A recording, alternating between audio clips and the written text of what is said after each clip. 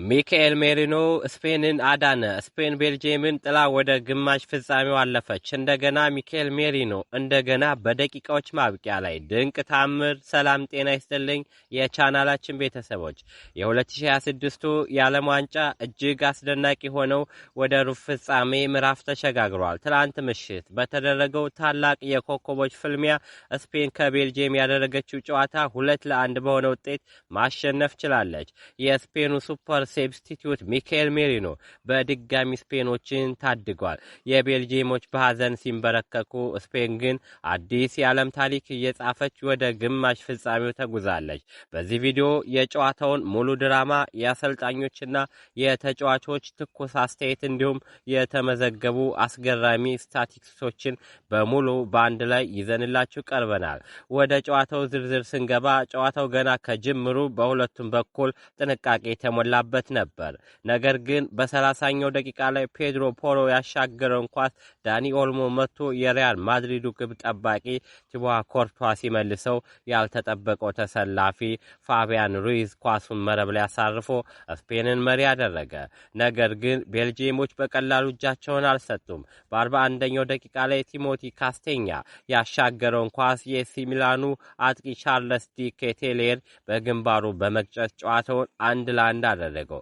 ይህ ጎል ስፔን በዚህ ዓለም ዋንጫ ያስተናገደችው የመጀመሪያው ጎል ሲሆን ለስፔኖች ላለፉት 649 ደቂቃዎች ግብ ሳይቆጠርባት ያስመዘገበችውን ታሪካዊ መዝገብ አቁመዋል። ሁለተኛው አጋማሽ ወደ ተጨማሪ ሰዓት የሚያመራ በሚመስልበት ሰዓት ግን ለቤልጂየም መርዶ የሆኑ ሁለት ነገሮች ተከሰቱ።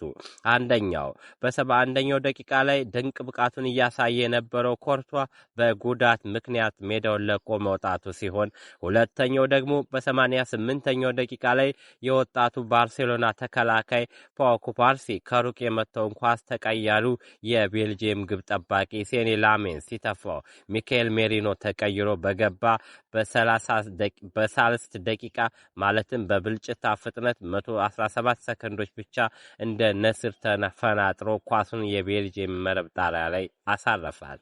ጨዋታውን በስፔን 2-1 አሸናፊነት ተጠናቀቀ። የስፔኑ ወሳኝ ተጫዋች ሚካኤል ሜሪኖ ለሀገሩ ግልጋሎት በሰጠባቸው ጨዋታዎች ቁልፍ ሚናን እየተጫወተ ይገኛል። ስፔን በአስፈላጊው ሰዓቷ የምታገኘው የሚካኤል ሜሪኖ ያለፉት 3 ጎሎች ወሳኝነታቸው እጅግ የጎላ ነው። እስቲ እነዚህን 3 ታሪካዊ ጎሎች እናስታውሳቸው። በአውሮፓ ዋንጫ በ119ኛው ደቂቃ ላይ ጀርመን ከዩሮ 2024 ውድድር ውጭ ያደረገች ግብ፣ በዓለም ዋንጫው በጥሎ ማለፍ በ92ኛው ደቂቃ ፖርቹጋልን ከውድድሩ ያሰናበተ ጎል፣ አሁን ደግሞ በ88ኛው ደቂቃ ላይ ቤልጂየምን ከውድድሩ ውጪ ያደረገች ወሳኝ ጎል ማስቆጠር ችሏል።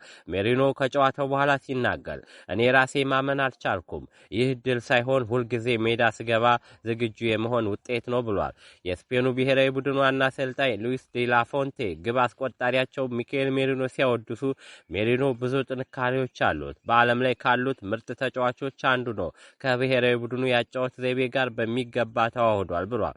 ስለ ቀጣዩ ተጋጣሚያቸው ፈረንሳይ ሲናገሩም እኛ ብቻ ነን በተከታታይ 2 ጨዋታዎች ማሸነፍ የቻልነው ሲሉ የቡድናቸውን ጥንካሬ ገልጸዋል። የጨዋታው ኮከብ በመባል የተመረጠው ወጣቱ ላሚን ያማል ስለ ቀጣይ ጨዋታው አስተያየቱን ሲሰጥ ጠንከር ያለ መልእክት አስተላልፏል። ከዚህ ቀደም ፈረንሳይን ከዩሮ ግማሽ ፍጻሜና ከኔሽን ሊግ ፍጻሜ ውጪ ማድረጋችን ያነሳ ያማል ፈረንሳይ መፍራት ካለባት እኛን ትፍራ፣ ሁለታችንም ትልቅ ቡድን አለን፣ ይህ ግልጽ ነው። ለኔ እነሱ ምርጥ ቡድን ናቸው፣ ግን ፍጻሜ መድረስ እንፈልጋለን ሲል ተደምጧል። በሌላ በኩል የቤልጂየም ግብ ጠባቂ ቲቦ ኮርቷ በጨዋታው ባጋጠመው ጉዳት በሴኒ ላሜንስ ተቀይሮ ለመውጣት መገደዱ ይታወሳል።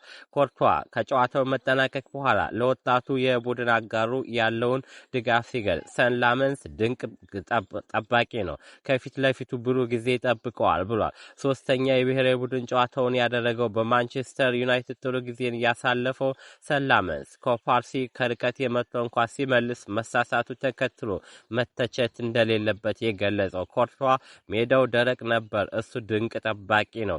ዛሬ ያጋጠመው ነገር በፍጹም አይገባውም ሲል ተከላክሎለታል። ይህ ጨዋታ በርካታ ታሪካዊ ስታቲስቲክሶችን ተመዝግበዋል።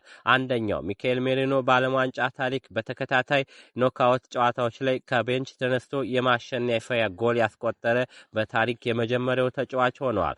ሁለተኛው ስፔን በአሁኑ ሰዓት በሁሉም ውድድሮች ያደረገቻቸው 36 ጨዋታዎች ያልተሸነፈችም 27 አሸንፋ 9 አቻ፣ ይህም በታሪኳ ረጅሙ ባለመሸነፍ ጉዞ ሆኖ ተመዝግቧል።